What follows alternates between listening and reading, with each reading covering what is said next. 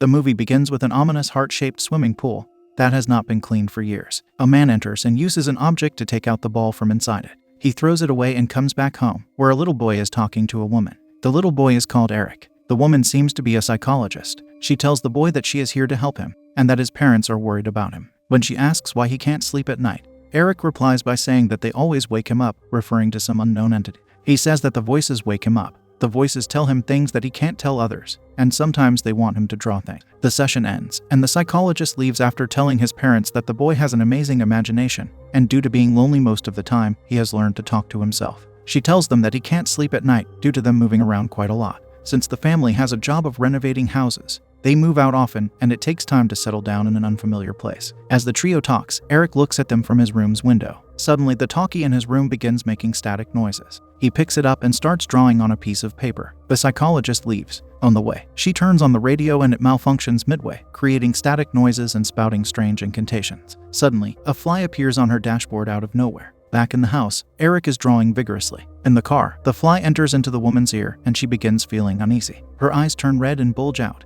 while her foot presses down on the accelerator. It seems as if she is being controlled by something. Her car crashes into a tree, and the sharp tree branch pierces through her face. She loses her life on the spot, and the fly leaves her body through the other ear. Back in the house, Eric completes his drawing and sticks it to the wall. What's scary is that it is a tree branch covered in blood. The next morning, Eric's father Daniel comes down to work when he sees an ugly infestation on the wall. He sprays it when his walkie-talkie sounds. It is Eric telling his father to help him get the ball out of the swimming pool. He usually doesn't go in there by himself because his father forbade him. Daniel thanks his son for waiting on him and not going in himself. The father and son play around for a bit, and then go inside when Eric's mom calls him for his bath. Back inside the house, Eric hears a strange voice resembling his father, telling him that Daniel hates him. The noise stops abruptly when his mom Sarah enters. She rinses off his hair when he asks if his father hates him. Sarah immediately gets alarmed. She assures him that his father loves him very much, and that it is not true. That night, Sarah sits with Daniel, who is watching a man named German on TV, talking about strange and paranormal voices. She asks if he has been mean to Eric in any way. Daniel tells her that he loves Eric, and he would try to take out more time to be with him. They go to sleep, and Daniel awakens at the sound of the swimming pool door banging. He goes to close it. When he comes back, he hears his son through the talkie, telling someone that he is tired. Back in his room, Eric sits up in bed, and is frightened at the sudden sound of his toy playing. He picks it up and turns the toy off when he sees strange-looking legs from under the curtains in his room. He runs to his bed and pulls the quilt above him. When the noise quiets down, he hears clattering, and shouts when something grabs his neck. He screams and pushes the entity away, who disappears when his father enters the room. In his panic, Eric pushes Daniel, who cuts his hand accidentally. He grabs Daniel to calm him down, and Sarah comes running to her son. She hugs him and tells him it's all right. The next morning, Daniel sees the infestation again, and is disgusted at the condition of the house. He goes out to see his wife coming with his son. It turns out that Eric has been expelled from school. Their parents decide to call over the psychologist for daily sessions. When Eric tells them that she is deceased, he tells them that the voices told him that. Back in their room, Daniel and Sarah freak out when they realize that the psychologist is indeed gone. They get freaked out, knowing that their son knew. To ease themselves, Daniel says that maybe he heard it from someone at school. After a while, Daniel walks to his son's room and brings him a sandwich. He asks Eric who was he talking to last night, and he says it was him. Daniel denies it, and Eric asks if he is crazy. Feeling sad for his poor boy, Daniel comforts him by saying that it's all due to the mess that they are in due to moving, and soon they will be done with this house and move out. That night, Eric hears the walkie-talkie and vigorously draws something in his drawing pad. Sarah awakens hearing the swimming pool doors banging, and wakes up Daniel, who goes out to find the front door wide open. He takes a gun and goes out, only to find his son's shirt dumped at the doorway. He shouts for Eric and runs around to look for him. Sarah also gets up and goes looking for Eric in his room. Back outside, Daniel finds Eric, lifeless, floating in the pool. He screams and pulls him out. Sarah comes running, and both the parents feel their hearts break into a million pieces. After the funeral, the couple comes back to the house and both of them break down. Sarah is unable to bear the pain and decides to go stay at her parents' house for a while. While packing, she sees a drop of dried blood on Daniel's pillow. That night, alone at home, Daniel watches the videotapes of his son. Overcome with emotions, Daniel breaks down again. He texts a loving message to his wife. Afterwards, he begins to feel uneasy, hearing strange noises and stuff around the house. The next morning, he wakes up to his wife's call. She sounds worried. She tells him that she received a strange message from him last night. He talks to her, and after bidding farewell, he goes down to check the message. He is shocked to the core when he finds his deceased son's voice in the message asking for help.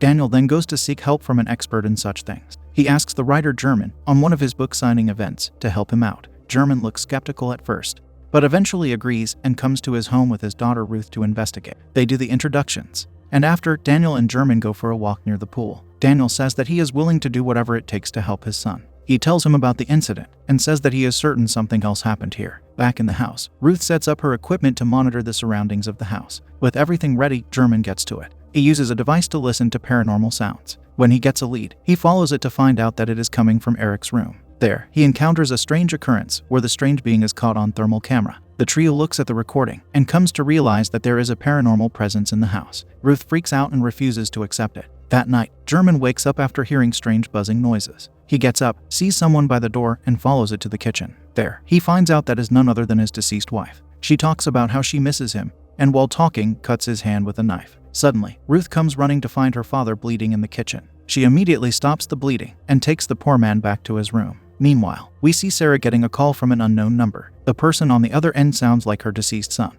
He tells her that his father has brought a man over who wants to hurt him. The next morning, Ruth awakens to find lifeless cats hanging from the tree before the house. Daniel and German come out and bury the cats. They talk, and German says that everything that they see and hear might not be true. Right that moment, Sarah comes and asks about German. She then proceeds to look at the grave and sees the cats. Ruth, meanwhile, sees a woman calling her when she comes back from the pharmacy. She goes to talk, and the woman tells her that the voices are deceptive in nature and they exploit people. In the house, Sarah goes to her son's room and sees Eric. When she goes near, he disappears. She looks for him under the bed and sees a couple of burned feet. When she looks up, she can't see anyone. Terrified, she crawls backwards and hits the body of an unknown being with ugly burned feet. Back downstairs, German finds out that cats from trees is a warning that witches give those who trespass on their property. Ruth comes back and tells them that this house served as a court during the Inquisition, and many innocent women were tortured and victimized in this house. As they are talking, suddenly a body crashes into the window, breaking the glass. Turns out it's Sarah. Daniel's soul leaps out of his body from the shock. He runs to save his wife, but it's already too late. The poor man breaks down on his knees. Meanwhile, we see a fly coming out of her ear. The police come shortly, and after everything is taken care of, Ruth and German have a little argument. The daughter insists on them leaving the house. German tells her that it isn't good to always run from problems. Back in his son's room, Daniel sits, mourning. He sees his son and wife, but when he tries to approach, a strange entity attacks him. Back downstairs, Ruth and German see the video of Sarah out of the window and find the entity beside her. They hear gunshots and run to find Daniel with a gun. German calms him down, and they decide to rid the house of this deadly spirit as soon as possible. German says that he knows where the source might be. They go and break the infested wall below the staircase to find a way that leads downstairs. They go down and see the ugly weapons of torture hidden in a dark pit. They move around and come across a cage with a body that has its mouth wide open. German touches the cage and sees flashbacks of extreme torture and havoc that the poor women endured. They find that the only way to banish the soul away from the house would be to burn the body. All three of them run upstairs to get fuel. Daniel can only find a half-filled fuel container. He gives it to German and says that he will find and bring more. German goes back down and tells his daughter to remain at the doorway to keep watch. He makes her promise that if push comes to shove, she will save her own life first.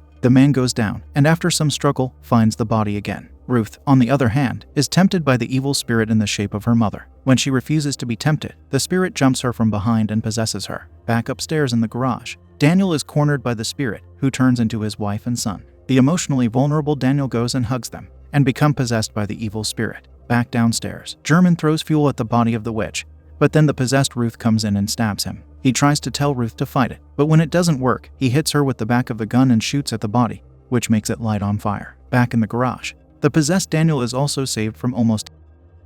Ruth also comes back to her senses, and takes her injured father upstairs to tend to his wounds. Night turns into day, and German wakes up. He tells his daughter that everything must have been so hard on her, but he wanted an answer for her mother's passing too. He tells her that it is over now, and they don't need to stick around anymore. They have a sweet moment together. On the other side, Daniel looks lost and exhausted. He comes to Eric's room and finds his drawings. He sees how Eric predicted everything that has happened so far. He sees a drawing, and dreadfully remembers the night that his son lost his life. The realization leaves him cold. It turns out, he is the one who executed his son. He remembers how he was possessed that night, and how his son begged him to help. It explains the dried blood spot that his wife saw while packing. Unable to take the realization, Daniel puts a bullet like his son predicted. Hearing the gunshot, Ruth runs out to find the lifeless body of Daniel floating in the swimming pool. And that is how this numbingly dreadful movie ends.